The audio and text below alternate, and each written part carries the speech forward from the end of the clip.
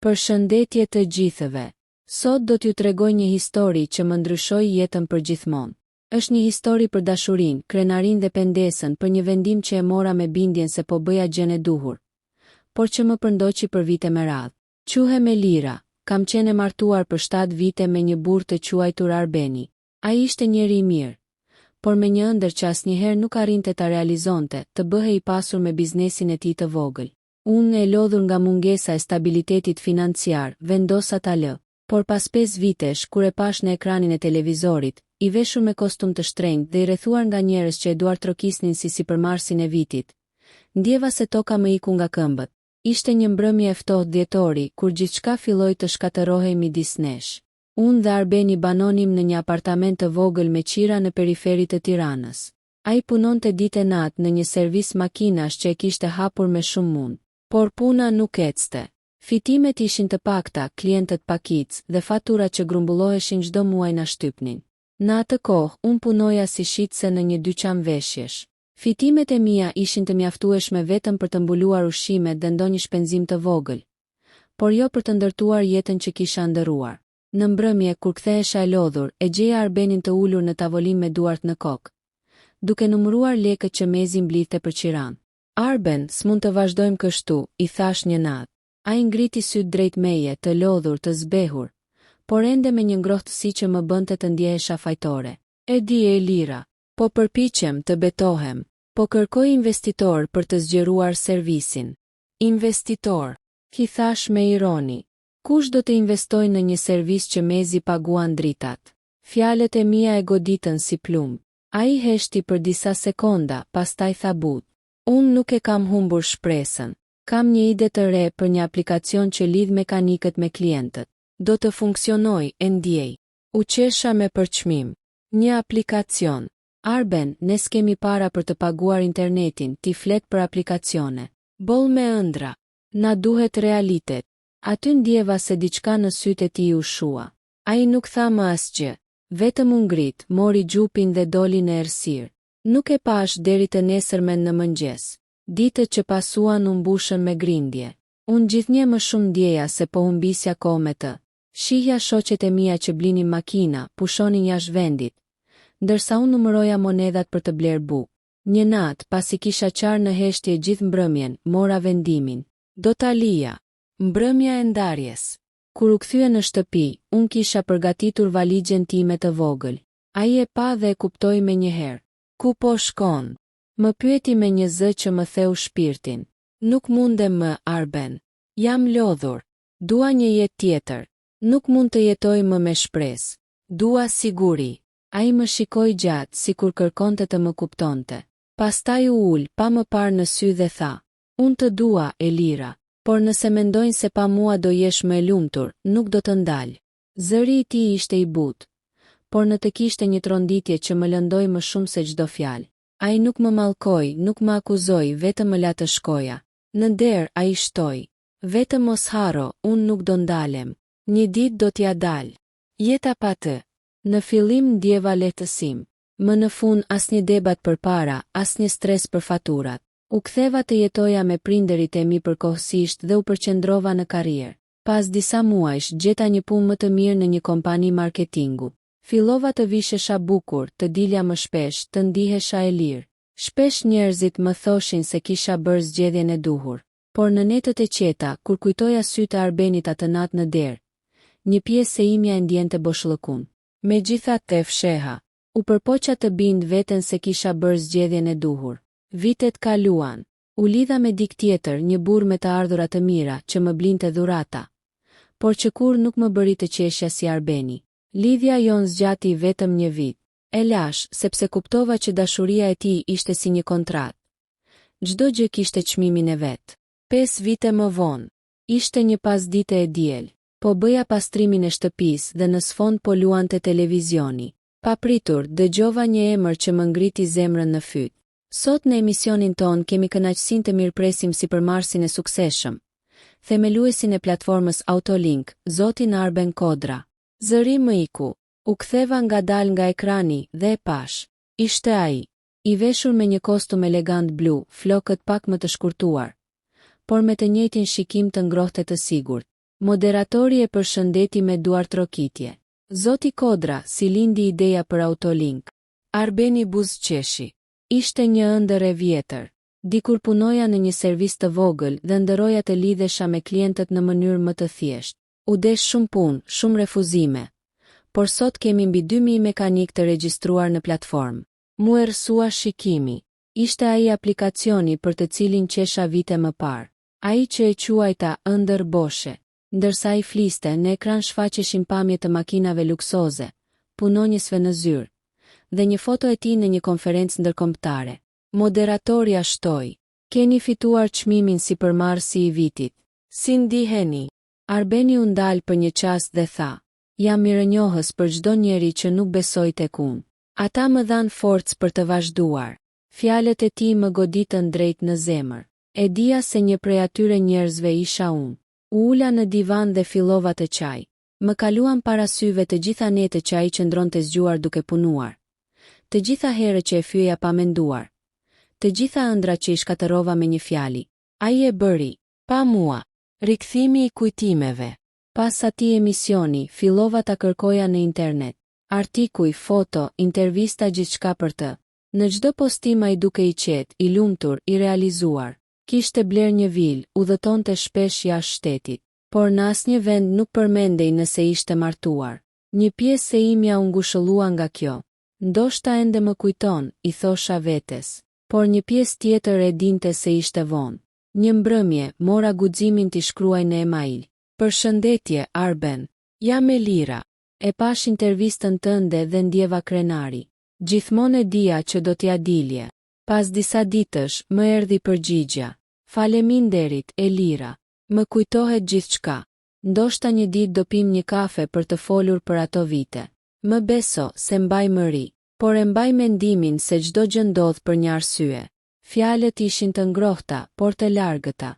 Ai kishte mësuar të jetonte pa mua. Kishte ecur përpara, ndërsa unë që e lash për të gjetur më shumë.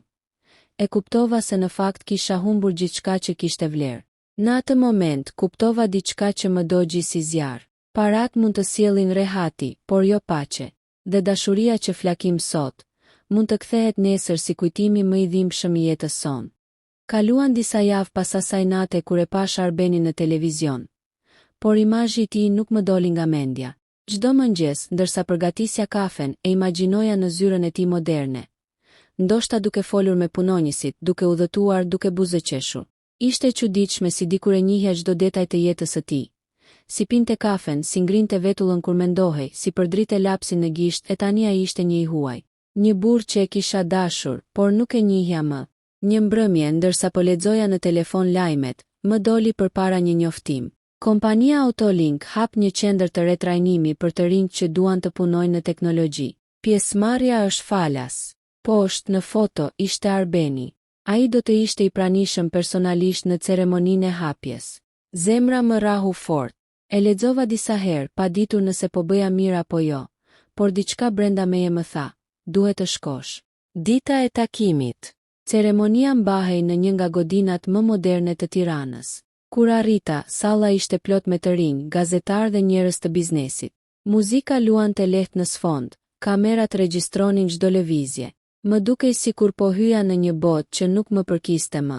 Kur Arbeni doli në skenë, turma shpërtheu në duartrokitje. Ai duke i qetë, i sigurt, me një prani që mbushte sallën. Kur nisa këtë rrugëtim, tha ai, asnjë nuk besonte tek unë. Por unë besova te puna, te përkushtimi dhe te vetja. Sot dua të ndihmoj të rinjt që të mos dorëzohen, as kur jeta duket e pamundur. Zëri i tij më tronditi. Ishte i njëjti toni butë që më qetësonte dikur. Por tashmë kishte një forcë tjetër. Unë ndjeva si një huaj në jetën e një burri që dikur kishte qenë gjithçka për mua. Kur ceremonia përfundoi, njerëzit filluan t'i afroheshin për foto, për shëndetje, intervista. Unë qëndrova në një cep, pa ditur nëse duhet të largohesha apo të afrohesha. Zemra më rrihte si daulle. Në fund, kur turma u shpërnda, ai u kthye për të folur me disa organizator. Në atë moment, ai më pa. Sytë tanë u takuan. Ishte një sekond që më dukej e pafund. Ai u ndal, buzëqeshi lehtë dhe u afrua. Elira, tha me zë të ulët. Nuk e besoja se do të shihja këtu. As unë se besoja që do të vija, I thash me një buzëqeshje të dridhur. Por e ndjeva se duhej. Ai u duki qetë, por në sytë e tij I pash një përzierje emocionesh, habi, mall, kujdes. Si je? Më pyeti. Mirë, jam përpjekur të jem, I thash me zë të ngjirur. Ki, je bër dikush, Arben. Ai qeshi lehtë. Ndoshta, por për mua suksesi nuk është vetëm paraja. Është fakti që nuk e lash ëndrrën. E ndoshta pak, edhe që mësova nga humbjet. E kuptova me njëherë ç'do të thoshte me humbje. Pati një heshtje që s'dukej e sikletshme, por e mbushur me kujtime. Ai shtoi. Nuk di nëse ke kohë nesër. Do doja të pim një kafe për të folur më gjatë. Jo për të kaluarën, thjesht si dy njerëz që dikur kanë ndarë një histori. E pranova me njëherë, edhe pse brenda meje ndjeja frikë. Kafja e rikthimit. Të nesërmen e prita në një kafene afër liçenit. Eca me hapa të ngadalt, duke menduar çfarë do t'i thoja. Ai erdhi në kohë, me të njëjtën mënyrë të qetë që e kishte gjithmonë. Ul përballë meje dhe për disa sekonda nuk folëm fare. Vetëm shikonim njëri tjetrin, si për të kuptuar sa shumë kishte ndryshuar jeta. E di që do duket e çuditshme, thashe para, por kur të pash në televizion, qava. Jo nga xhelozia, por nga pendesa. Ai uli kokën për një moment dhe më pa sërish. Nuk ka nevojë për pendes. Unë e kuptova pse ike. Në atë kohë isha askush. Ti doje stabilitet dhe unë s'ta dhash dot. Jo, Arben, unë doja një rrugë më të lehtë. Dhe lash një burr që kishte diçka më të vlefshme se parat këmbënguljen. Nuk e kuptova atëherë, por sot po. Ai buzëqeshi lehtë. Jeta na mëson, Elira. Të gjithë bëjmë gabime. Ndoshta edhe unë u mbylla shumë në ëndrat e mia dhe të lash pas dore. Zëri I tij nuk kishte asnjë hidhërim. Ishte I butë, por I pjekur. Ishte ai që kisha dashur, por një version më I fortë I tij. Pastaj pas një pauze, ai tha: "Ka diçka që dua të ta them, që të mos dëgjosh nga të tjerët. Jam I fejuar." Fjalët më goditën si rrufe. E dija se do vinte kjo, por s'isha gati ta dëgjoja nga goja e tij. Ah, sa bukur, u përpoqa të buzëqesh, por zëri më dridhej. Ajo është me fat. Është vajzë e mirë. E njohëm përmes punës. Nuk është si ti, por më kupton. Fjalët e fundit më mbetën në mendje, nuk është si ti. Ishte si një kujtim që donte të më tregonte se pavarësisht gjithçkaje. Ai ende më mbante diku në shpirt. Një kujtim që s'mbahet dot. Pasi biseduam gjatë për jetën, punën, kujtimet, ai më pyeti nëse doja të shëtisnim pak. Ecëm për gjatë liçenit. Ishte një ditë e ftohtë, por e ndritshme. Dielli binte mbi ujin e qetë dhe valët pasqyronin fytyrat tona. Në një moment ai ndaloi dhe tha: "Mban mend kur vinim këtu, kur s'kishim lek për asgjë. Por sillnim një kafe në termos? Si mund ta harroj?" I thash me një buzëqeshje të trishtuar. Ajo kafe më dukej më e mira në botë. Ai më pa me një ngrohtësi që më shpoi shpirtin. Ishte, sepse atëherë s'na duhej asgjë tjetër përveç njëri tjetrit. Fjalët e tij u varën në ajër. Të dy heshtëm për disa sekonda. Nuk di pse, por syt më mbushën me lot. Ndonjëherë Arben më mungon ajo periudhë. Jo për varfërinë, por për sinqeritetin që kishim. Gjithçka ishte e pastër. Ai ngriti dorën dhe për një çast më preku lehtë në dorë. Ishte një prekje që më ngjalli ndjenja të vjetra, të harruara. Mua s'më mungon varfëria, por më mungon gruaja që më besonte kur askush tjetër se bënte, tha. Syt tanu takuan sërish.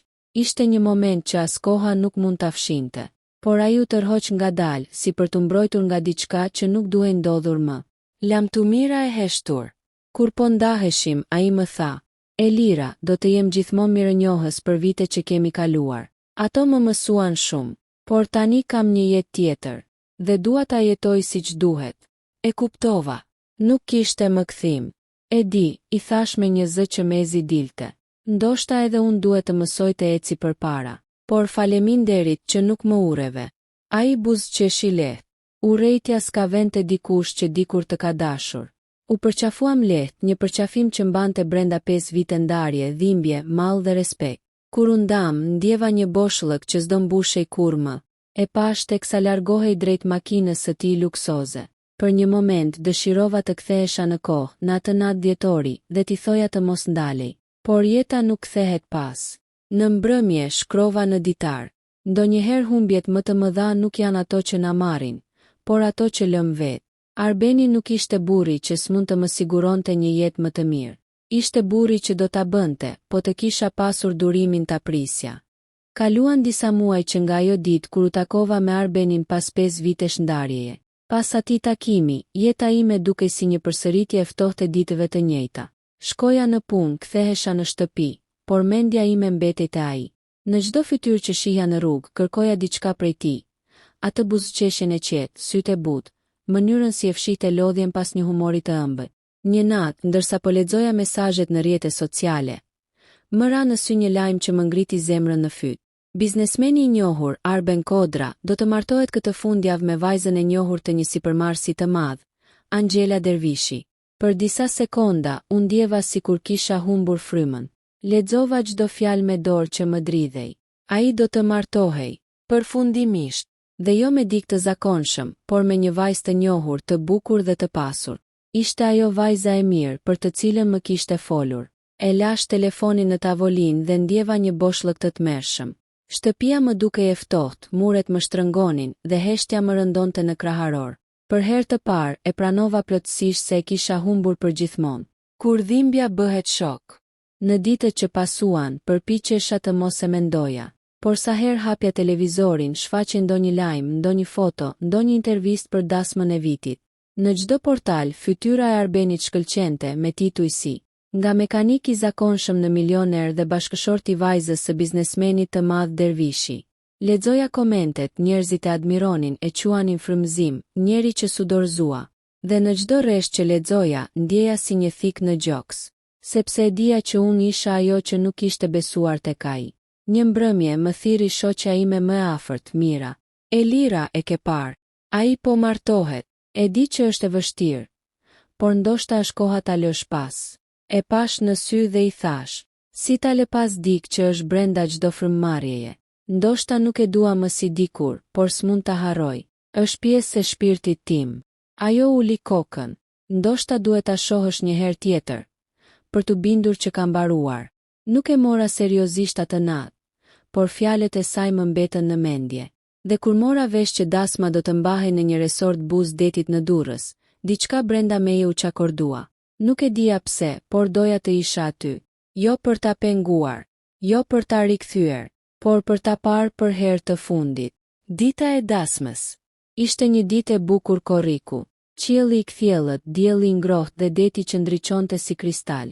Ndërsa afroheshin makinat luksoze, unë qëndroja disa metra më larg, në një kafene përballë resortit. Vesha një fustan të thjesht blu, pa makijazh të tepruar. Doja të isha e padukshme, një hije në mes të asaj bote shkëlqyese. Nga dritarja e kafenes, pash makina që ndalonin njëra pas tjetrës, njerëzi që zbrisnin të qeshur, kamera që gjironin. Pastaj pa pritur, pash atë. Arbeni zbriti nga makina, i veshur me kostum të bardhë, me një qetësi dhe dinjitet që më bëri të dridhem. Në krah, babai i Angjeles e përqafoi me krenari. Njerëzit e duar trokitën. Ai buzëqeshi, por sytë e tij, për një moment të shkurtër dukeshin të trishtuar. Nuk di pse, por ndjeva se shikimi i tij kërkoi diçka në turm. Ndoshta ishte thjesht imagjinata ime, por më pëlqeu të besoja se kërkonte mua. Përballja që s'duhej të ndodhte. Nuk e di çfarë më shtyu, por pas disa minutash dola nga kafeneja dhe u afrova ngadalë drejt resortit. Rojat e dera më ndaloi, por unë i thash se isha gazetare e pavarur që doja të bëja disa foto. Ai më lejoi, me kusht që të mos afrohesha shumë. Unë dala pranë oborrit, ku ceremonia sapo kishte filluar. Muzika romantike mbushte ajrin. Petalet e trëndafilave binin mbi rrugicën ku Angela po ecte drejt tij me fustan të bardhë. Ishte e bukur, e qeshur, dhe çdo hap i saj më dukej si një goditje në zemrën time. Arbeni e priti me buzëqeshje. Kur ajo ju afrua, ai i mori duart. Dhe atëherë, për një çast të shkurtër, sytë e tij u ngritën dhe u ndalën diku drejt meje. Ai më pa. Ishte vetëm një sekond, por një sekond që ndaloi kohën. Ai u trondit lehtë, por pastaj u kthye dhe vazhdoi ceremoninë. Moderatorja tha: "A e pranoni njëri tjetrin për gjithë jetën?" Dhe ai u përgjigj: "Po, e pranoj." Në atë po ndjeva fundin e gjithçkaje që kisha qenë dikur. U largova pa pritur fundin. S'kisha forcë ta shihja teksa i vendoste unazën dikujt tjetër. Mbrëmja e stuhishme. Mbrëmjen e asaj dite, po udhëtoja në tren drejt Tiranës. Shiu filloi pa pritur. Dritaret e trenit mbuloheshin nga pikat e shiut, dhe çdo rrufe më dukej si kujtim që më ndëshkonte. Në telefon, portalet ishin mbushur me lajme. Dasma madhështore e sipërmarrësit Arben Kodra, një histori dashurie frymëzuese.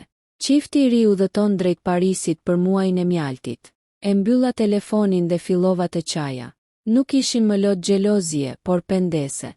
Jo për humbjen e tij, por për humbjen e asaj që isha dikur një grua që kishte dashuruar me shpirt, por që e kishte flakur atë dashuri për shkak të frikës.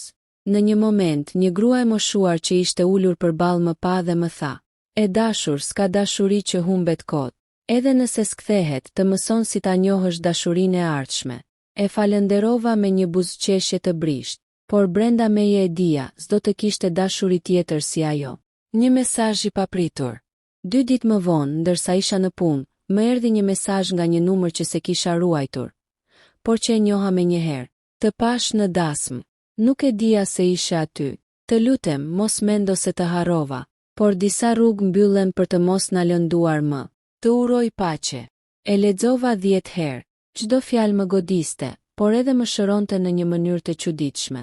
Ai kishte parë që isha aty.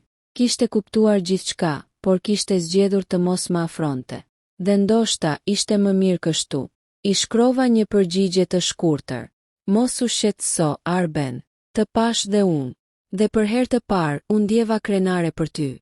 Uroj që dashuria jote e re të ketë durimin që unë nuk pata." E dërgova dhe ndjeva sikur një pjesë e shpirtit tim më në fund ishte liruar. Mbyllja e plagës. Vite që pasuan më mësuan shumë. Fillova të udhëtoja, të shkruaja, të jetoja për veten. Ndonjëherë shihja në televizione, her pas here në ndonjë event bamirësie.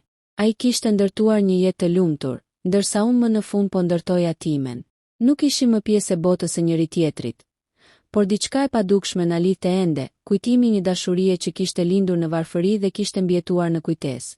Në ditarin tim të fundit për të, shkrova: "E lash sepse nuk kishte para." Por në fund kuptova se ai kishte pasurinë më të madhe që mund të ketë një njeri, shpirtin për të mos u dorëzuar.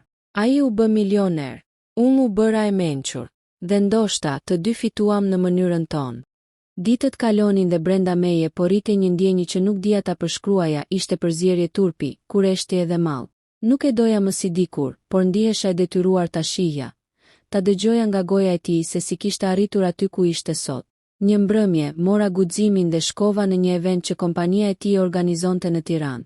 Ishte një mbrëmje bamirësie për fëmijët jetim. Kisha lexuar në portal se ai do ishte aty personalisht. Vesha një fustan të thjesht, por elegant, dhe shpresoja që askush të mos më njihte. Salla ishte plot me njerëz të njohur, figura publike, biznesmen. Në momentin që hyra, ndjeva aromën e atij vendi luksoz dhe u ndala për një çast. Aty në mes të sallës ishte Arjani, ish burri im. I veshur me kostum të zi, me një orë të shtrenjtë në dorë dhe një buzëqeshje që dikur e njihja mirë. Por kishte diçka ndryshe në të, një qetësi, një siguri që se kisha parë asnjëherë më parë.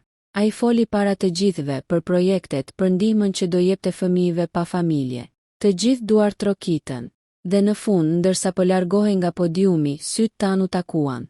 Në atë moment, koha u ndal. Ai ngriti vetullat, duke u përpjekur të kuptonte nëse sytë e tij po e mashtronin. Unë ndjeva fytyrën që më skuqej dhe doja të zhytesha nën tokë. Por ishte vonë, ai po vinte drejt meje. "Ana," tha me një zë të ulët, të sigurt, por që kishte brenda diçka të butë. "Po," u përgjigja me zërin që më dridhej. "Nuk e prisja të shihja kështu." "As unë. Nuk e prisja të shihja këtu." U ulëm në një tavolinë anash. Heshtja midis nesh ishte mbushur me kujtime. Ditët kur nuk kishim asgjë. Netët kur flinim duke numëruar faturat. Momentet kur u ndam me fjalë që s'duhen thënë kurrë. Ai e theu heshtjen. "Të kam parë në disa vende. Je mirë." "Jam mirë, për aq sa mund të jetë dikush që sheh të kaluarën e vet në ekran." U përpoqa të buzëqesh. Ai uli kokën, pastaj më pa drejt në sy. "Nuk ishte e lehtë as për mua, Ana." Fjalët e tij më goditën më thellë se çdo gjë tjetër. Ai nuk fliste si dikur pa mlef, pa zemërim, vetëm me qetësi dhe pjekuri. Pastaj shtoi. "Kur ike, mendova se ishte fundi, por mbase, në një mënyrë të çuditshme, ishte fillimi im." Nuk dija ç'të thosha. Mu drodh buza. Ishte hera e parë që ndihesha aq e vogël përballë tij. Pas eventit, ai më ftoi për një kafe të nesërmen. Pasi u mendova gjatë, pranova. Të nesërmen, u takuam në një kafene të qetë Buz liçenit. Nuk dua të flasim për të kaluarën, tha ai, por e di që duhet ta mbyllim atë kapitull si njerëz. Po, i thash, por më thuaj si ndodhi gjithçka. Si u bëre ky që je sot? Ai buzëqeshi me trishtim. Më la gruaja, humba gjithçka dhe pastaj më mbeti vetëm një gjë për të humbur, frika. Kur s'ke asgjë për të humbur, atëherë fiton gjithçka. Pastaj më tregoi për netët që kishte kaluar në makinë, për idenë që i lindi rastësisht, për një investitor që i besoi, për punën pa gjumë. Çdo fjalë e tij ishte si një rrëfim suksesi, por i ndërtuar mbi dhimbje. Kur e dëgjoja, ndjeja zemrën që më coptohej, sepse e kisha lënë pikërisht atëherë kur kishte më shumë nevojë për mua. Në fund të takimit, ai më pa në sy dhe tha: "Nuk kam asgjë kundër teje, Ana. Në fakt, ndoshta më ke bërë një nder. Ndoshta pa ty, s'do kisha gjetur forcen për të ecur përpara." Fjalët e tij më lanë pa frym. Ai u ngrit, pagoi kafen dhe para se të largohej shtoi: "Shpresoj të jesh e lumtur. Kjo është gjithçka që dua të di." Kur u largua, mbeta aty vetëm me një gotë kafe të ftohtë përpara. Dhe për herë të parë pas shumë vitesh, ndjeva se po kuptoja çfarë ishte pendimi i vërtet. Ditët pas takimit me Arianin ishin të turbullta. Në pamje të parë, jeta ime vazhdonte normalisht, puna, shtëpia, miqt. Por mendja ime ishte ngulur tek ai. Ishte e pabesueshme si një takim i vetëm mund të trazonte gjithçka që kisha ndërtuar me kujdes për 5 vite. Një mbrëmje vonë, ndërsa po përpiqesha të flija, telefoni më tingëlloi. Një mesazh nga një numër i panjohur. Nesër ora 10:00. Zyra ime, Kati 12, Ekobujl Toer. Dua të flas për diçka që mund të të interesoj. E dija që ishte ai. Zemra më rahu fort. Kisha dy zgjedhje. Ta injoroja dhe të vazhdoja jetën time të qetë, ose të shkoja të përballesha përsëri me një kapitull që ende më diqte. Të nesërmen, me duar që më dridheshin, u gjenda para godinës së tij. Ekobujl Toer ishte një ndërtesë moderne, xhame pasqyrë që pasqyronte gjithë qytetin. Asgjë nuk më duke e njohur, asaj bot, as unë vet. Sekretarja më priti me buzëqeshje dhe më drejtoi në zyrën e tij. Kur dera u hap, pash Arianin të ulur në tavolinën e madhe, me dosje përpara dhe laptopin hapur. Por sa po më pa, u ngrit dhe më përshëndeti me një buzëqeshje që nuk ishte ftohtë, ishte sinqert. "Faleminderit që erdhe, Ana," tha me një ton që përzije mes biznesit dhe kujtimit. Më bëre kurioze. "Çfarë mund të më interesojë nga ti?" He pyeta, përpjekur të ruaja krenarin time. Ai buzëqeshi lehtë. "Kam një projekt të ri dhe dua që ta drejtosh ti." U shtanga. "Unë, Arian, nuk jam pjesë e botës tënde. Ç'pun kam unë me bizneset e tua?" Ai më pa me seriozitet. "Sepse të njoh.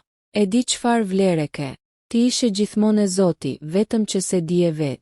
Dua të ndihmosh në një fondacion që po hapim për gratë që kanë kaluar situata të vështira, për t'u dhënë një mundësi të re. E kush më mirë se ti e kupton këtë?" Fjalët e tij më prekën. Ishte një ofertë që s'mund ta quaje vetëm profesionale. Ishte sikur donte të më jepte një shans për ta rregulluar diçka, për ta mbyllur rrethin e së kaluarës me dinjitet. "Nuk e di nëse duhet ta pranoj," i thash. "Nuk është detyrim," më tha. "Është mundësi, por mos mendo se të bëj ndonjë nder. E bëj sepse mendoj se mund të japësh shumë, dhe sepse ndoshta më detyrohesh një kafe tjetër." U qesha, pa dashur. Ai e pa këtë si një shenjë të mirë. U largova atë ditë me kontradita në shpirt. Nga njëra anë, ishte krenaria që më thoshte mos u kthe pas, nga tjetra, ishte dëshira për ta parë më nga afër atë botë që dikur e kisha mohuar. Pas 3 ditësh mendimesh, i shkrova një mesazh të shkurtër. E pranoj, por vetëm si bashkëpunëtore, jo si diçka tjetër. Ai u përgjigj me njëherë. "Ashtu do jetë. Për momentin." Fjalët e fundit më mbetën në mendje gjatë. Për momentin. Çfarë nënkuptonte ai me këtë? A kishte ende diçka të pashuar mes nesh, apo ishte thjesht lojë fjalësh? Disa javë më vonë, fillova punën në fondacionin e tij. Në çdo mbledhje, ai ishte aty i përmbajtur profesional, por sytë e tij shpesh më ndiqnin pa fjalë. Dhe unë e ndjeja, ndonë se s'duhej. Ishte e qartë që ajo që kishim, si ishte mbyllur kur plotësisht. Por jeta ka mënyra të çuditshme për të testuar njerëzit. Një ditë, ndërsa po punonim për një projekt të madh bamirësie, në zyrë hyri një grua e bukur, me veshje të shtrenjtë dhe një prani që të tërhiqte vëmendjen menjëherë. Ajo ju afrua Arianit, e përqafoi dhe tha: "Zemër, më fal që vonova. Ishte bllokim në trafik. Unë ngriva në vend." "Zemër." Ai mu drejtua me zë të qetë, por syt I kishte të tensionuar. "Ana, të prezantoj me Elirën, bashkëshortja ime." Në atë moment, e gjithë bota mu shem përsëri.